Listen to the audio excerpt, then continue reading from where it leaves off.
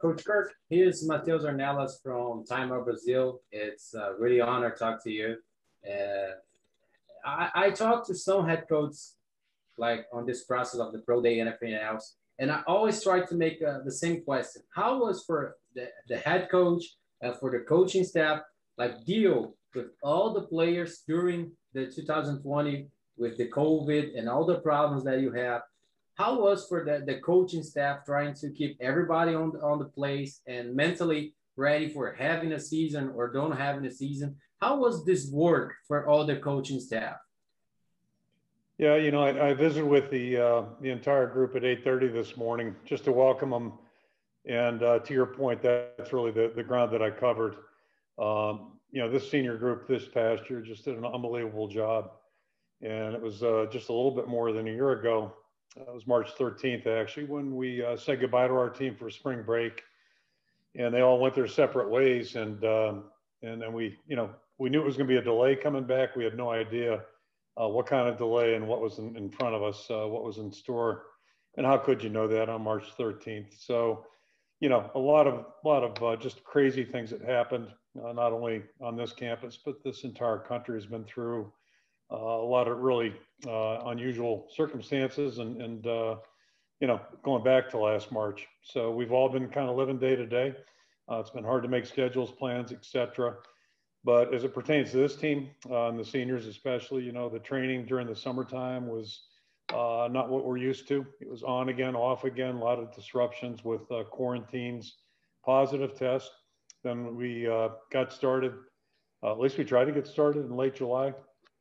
And then the Big Ten, our conference, pulled the plug on the season August 11th, which was nonetheless, not hard to imagine. It's just extremely disappointing for everybody who's involved. Then we got back back and run a little bit in September. We had a pause. Then we found out our season, in fact, was going to go through. So, a lot of ups and downs there. And then on top of it, we start out 0-2. So just for us to end up going through all that, start out 0-2, and then to fight back and have a really good football team. I think a very rewarding season. We won 6 straight, and we felt like we were in great position in our last 2 opportunities. We didn't get to play them, but all the credit, where I'm going a long-winded way here, is just to say it, a lot of credit, all the credit goes to our players, but especially the senior class. They did an unbelievable job of just showing leadership, helping us work forward, and all the good things that happened to our team last year started with those guys. Didn't end with those guys, but it started with those guys. Thank you, Coach. We will take the next question from Dan. Dan, please state your name and affiliation. Dan Ralph of the Canadian Press in Toronto. Thank you, Coach. Can you just tell me what Alaric Jackson's season was like and how his game may translate to the next level, please? I'd actually go back several years. His redshirt freshman year, his second year on campus, he ended up in the starting lineup. We had a couple veteran players that got hurt, so he ended up playing left tackle for us and did a really nice job. And then probably about 4 games later, you may or may not know, our right tackle got hurt, and that's when Tristan Wirfs, who's now with the Tampa Bay Buccaneers, he got inserted in the lineup too. So we played with 2 freshmen. Tristan was a true freshman. Alaric was a redshirt freshman. So I would have to start there. I thought he really did a good job in tough circumstances, and then just kept getting better and better. And I just talked about the entire senior class, and a very positive way. I would say the same thing about Alaric. Did a really nice job last year. Played good football for us. That's every position's important, but playing left tackle is a tough, challenging position. He did a really nice job with that. And from what I can tell, watching today, I think he really helped himself as he looks forward to the draft. And like a lot of guys, he's hoping to play in the NFL. I think he's going to get that opportunity. I think it's a given. And I'm sure he'll do a really good job with that opportunity when it comes available to him. Terrific. Thank you. Yep. The next question, Coach, from Scott Docterman of The Athletic. Hi, Kirk. How are you today? Good, Scott. How about you? I'm doing well. I wanted to ask you about your 2 main, I guess, defensive linemen here, Davion Nixon and Chauncey Golston. They couldn't have had more different careers. Chauncey, of course, built himself up into the player that he is. Davion, not necessarily a one-year wonder, but really took off. What's been kind of your interactions with NFL scouts, GMs, officials about both players? What have you kind of told them about him? Because I'm sure there's more questions about Davion, and you really want to beat your chest on Chauncey's development. Yeah, it's interesting. I'll throw in Jack Eflin too. All three of them were just doing drills out there. And the first thing that dawned on me is like, whoop, we got a little work to do here with our defensive line. Apparently, there's three guys walking out the door. All three are very different stories. Jack certainly being a transfer, a whole different category. But I think, as you ask that question, the thing that comes to mind for me is just improvement. We're a program really driven by players that do improve. For Chauncey, it was like, year by year by year. He was up in the hallway. He and Alric and Amir were here. I think it was last Thursday, just kind of visiting up in the hallway. We were just all out there, talking. And I asked Chauncey, I said, what were you when you got here weight-wise? I think he was like 215, 217. So you think about the development that he's gone through over 5 years' time, the job that he's done building his body, getting bigger, stronger. And right along with that physical development was his playing development. He just kept getting progressively better and played very well for us 2 years ago, played his best football last year. And was also a team captain, just highly respected by everybody in this building, coaches, players, people, support staff. I mean, everybody just thinks the world of Chauncey. Tremendous young person. And then Davion, a little different story to your point. Came in and, had a redshirt year, all those kinds of things. And I was just telling somebody out there, one of the coaches actually from one of the NFL teams, I remember this year getting ready for our Illinois game. For whatever reason, it just jumped out at me watching 19 film when Davion was in there. He played okay, and Zach Van Valkenburg was the other guy. Both those guys were in there. They played okay when they were in there, compared to this year where they were both playing at a really high level, and Davion played extremely well for us all season long. So to see a 300-pound plus guy like Davion play the way he did this year. But it was such a big jump in performance. He played solid football a year ago. This year, played outstanding football. And again, I think it's just that idea of development. And I think the illustration or the tie that I would offer is that, one thing about college football and just football in general, players develop at different levels. So Chauncey's was more, year by year, kind of, just gradual, but it kept building and had a great senior year. Davion had a great senior year too. But it was a bigger jump from, year 19 to 20, just a, really big leap. And you see that happen with players sometimes. That's why you just never know. If a guy's working hard, has a good attitude, you just never know what's going to happen or when they're going to make that jump. And there's no guarantee they will. But in Davion's case, it was this last year, very clearly. It was this past season. The next question, Coach, from Leah Van of the Cedar Rapids Gazette. Hey, Coach, you have two wide receivers that are trying to make the NFL draft. And I was wondering, it's been a while since Iowa has sent a couple wide receivers to the NFL draft. And what might be this year, make this the year that you have a couple wide receivers get drafted? Well, it's interesting, Lee, we just talked about developmental players, right? And both Brandon and Amir had a couple offers. He got offers late. I think his home state school offered him, and then we jumped in there, and then somebody else in the Big Ten jumped in as well. But my point is that neither of them were 5 stars, and Brandon, I think Vanderbilt offered after we did. But both guys, came here, and they had to play probably before they were ready, quite frankly. We just by circumstance, we were not deep at receiver. We had a real need, and they both played as true freshmen, probably weren't ready to play against Big Ten competition, so they fought their way through that. And both of them have continued to improve too. They've worked hard and both have become very good football players. Amir also did a great job on special teams as a return guy and really separated himself a couple of years ago in that regard. So, it's like all players right now. They've done the work, all they can do. Today was kind of the finishing, and this year especially it was a finishing blow because there aren't any individual workouts. In some years you would have those coming up, but right now, their resume's in. It's been turned in, and all they can do is watch and wait right now. So, we're hopeful. Keep our fingers crossed for both those guys and for everybody that worked out today. Hope they all get an opportunity. I'm sure Brandon and Amir will. And it's like every other player, though. It's really what they do with the opportunity once they get to their given teams now. Just to follow up on that, I mean, they're going up against wide receivers that have like 3,000 career yards, 1,700 career yards. What would be your message to NFL teams of like, you know, this is what you're going to get out of an Iowa wide receiver, despite the fact that maybe they don't have the flashiest stats? Yeah, you know, it's not all about stats, and NFL people certainly understand that. It's not all about the schools you go to. I was just showing one of our younger players a film of two receivers that played for the 49ers a while ago. And you know, one guy went to Arkansas Pine Bluff, the other guy went to Delaware State. Rice and Taylor, two of the greatest ever played with each other. You know, so it's really not about where you go to school or what your stats are. It's about, you know, how you play football. And most smart NFL people know that. And these guys have had plenty of opportunity to be on film, play against good competition. That's one thing about the Big Ten. You're playing good defensive players, you know, week in and week out. So, you know, they've had a chance to compete against excellent players during their career. And, you know, they certainly did a good job today. So it really, again, is going to get down to what they do whenever they get to this, you know, the given NFL franchise that picks them. And, you know, they'll do fine. They both have the right attitudes, the right work ethic, so they'll do fine. Next question, Coach, from Scott Docterman.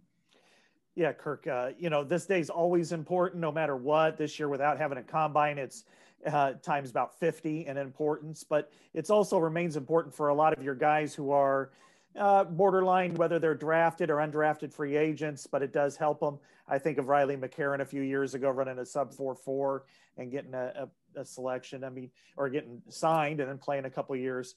What about guys like Sean Byer, Cole Banwart, Nick Neiman, and a few of your other guys, and some of them that came back to compete today? You know, what are the opportunities for them? What do you see for them going forward? Yeah, it's a chance to get in front of the NFL people. And there were 30 of the 32 teams that were here. So I understand that two of the franchises aren't sending personnel anywhere, any of the pro days, and that's their given choice. And maybe a bigger thing I would bring up, I was just talking to one of the guys out there. We were talking about the challenges we're having in recruiting right now, and as it transfers to them. I think maybe as much as anything for them, the combine didn't take place, but in a typical year, most franchises would have 2 or 3 people through our operation during the course of a fall, where they get to watch players, and they get to watch them in August and maybe come back and see them mid-season, maybe towards the end of the season. Watch them practice. You know, they get a look at them physically, but also watch them practice and learn a little bit more just by talking to people around the organization. So, you know, their window's a little bit tighter, just like ours is in recruiting right now. So I think it makes this exposure that much more important. Then you alluded to, I think we had 5 or 6 guys back from a year ago. Those guys didn't get to have a pro day, right? So we didn't have spring ball. They didn't get to have a pro day. So they're back, you know, trying to get a look. And a guy like Amani Jones, who's had an ACL last year anyway, it wouldn't have mattered. So he got a chance to at least get in front of some people and hopefully get some attention. And, you know, that's what this whole thing's about, is just have an opportunity. So at least those guys are out there working, and, you know, then, you know, just keep our fingers crossed and hope guys get in camps. You know, a couple of your guys that are probably, you know, the highest profile, but also with profile comes scrutiny, would be Alaric and Davion. And what's been kind of the discussion about Alaric? You know, he went down to the Senior Bowl. He played multiple positions. It was out of place at a couple of times because he only played left tackle at Iowa. What are you telling scouts specifically about him, his development, and what he can do once he gets to the next level? Yeah, you know, I really think the most important thing, you know, all the off the field stuff is important. Don't get me wrong in the evaluation process, but, you know, really in the draft, I think the most important thing you want to base things off of is what you see on game tape. And I heard Bill Polian say that probably about 2 weeks ago on NFL Network. I was going home one night, and John Butler, who's now deceased, a great guy, was a great area scout for the Buffalo Bills a long time, ended up being the general manager. Bill Polian referenced that and said that, you know, Butler used to say that, you know, like to have the draft in mid-January, where they watch the tape and then base it off of what they see on tape. Because all these evaluations, all these measurements, and all these different, you know, pro days, combines, et cetera, sometimes can lead you down the wrong path, either in a positive way or a negative way. So, you know, I mean, we're talking about guys that really played well on tape, and in Alaric's case, it's 4 years of evidence, really. Obviously, he's a better player now than he was as a redshirt freshman. Davion, again, just as a shorter, he's got a 2-year resume, but the way he played this senior year to me is a lot more indicative of what they're going to get. And that's just, it's just every player kind of hits their stride at a different time. But, if you're evaluating players, that's what you do. Watch that, and then you find out what you can about them in terms of personality. And both Davion and Alaric are going to be just fine, from that standpoint. They'll be good players in the NFL. And, again, I know they're both going to be given opportunities, so it's just what they do with that opportunity. Coach, the next question from Leah Van of the Cedar Rapids Gazette. Coach, so we went back and looked through your era and kind of where your draft picks usually end up. And two of the most popular landing spots were the Packers and the Broncos. And I was wondering if you might have any insight as to why that might be. Well, it used to be Indianapolis. I mentioned Bill Polian a minute ago. He joked with me one time, I think it was 2008, we were over in Indiana. He came by just to say hello in pregame and joked about us being like their farm team. They had a little bit of a vibe for our guys, and Ted Thompson up in Green Bay seemed to really have a vibe for our guys too. And they did a good job of scouting our place. Atlanta was kind of on that same track there for a while. So yeah, I don't know what it is, but I guess it's a little bit like us. And there are certain high schools that have been really good to us historically. You get a feel for a place, you see things, whatever. But I don't know. It's every situation's a new situation, but I think the bottom line, one thing we're really proud of, we've had a lot of guys go to the National Football League and have not only good careers but long careers, and that's easier said than done. It really takes exceptional guys that really work at it. You think about a guy like Jonathan Bobineau, played forever with Atlanta on an interior position where it wasn't like he can hide or take plays off. He was in the middle of things all the time. Marcia Yonda go right down the list. So I think it just says a little something about we've been fortunate to have some guys that really understand you got to work at it. You got to work at it, pretty much year round. Maybe not totally year round, but pretty much year round. The next question from Scott Docterman. Yeah, Bill Polian told me it killed him not to get Babineau, by the way. In the they missed by one, I think. The story was, yeah. Yeah, it killed him. So I wanted to ask again kind of about Chauncey. And not only, he just really kind of exudes leadership. He just kind of has this aura about him when he walks in and everybody kind of recognizes him, but also going to down to Mobile, playing a, defensive tackle the whole time, and his versatility and how that might impact him. He just seems to be, at least that's my layman's point of view. Do you see him kind of being able to go in there and be kind of a cultural guy from the get-go and kind of help him build a program? We were talking about that in the hallway last week when he was up here, just about his experience in Mobile. And his attitude was, his outlook, which I personally think is the right one. He saw it as opportunity. And, when you go to the NFL as a coach or a player, they're going to tell you what your job is. And your job is to do your job. And then if you can do something on top of it, that's great. So when he went to Mobile, that was his attitude. And whatever they asked him to do, whether it was playing outside, head up on a tackle, or down inside, he did it willingly. And chances are that's what he'll be doing next year. And I don't know where exactly, it depends on the team that drafts him, what they'll ask him to do. But it really doesn't matter. As a player, your job is to execute that the best you can and let them figure out what's best for you. And he fully gets that and realizes that. So I think that's a great head start to the start of a good career for him. And in my mind, he's a player that's just going to keep getting better because he's still developing.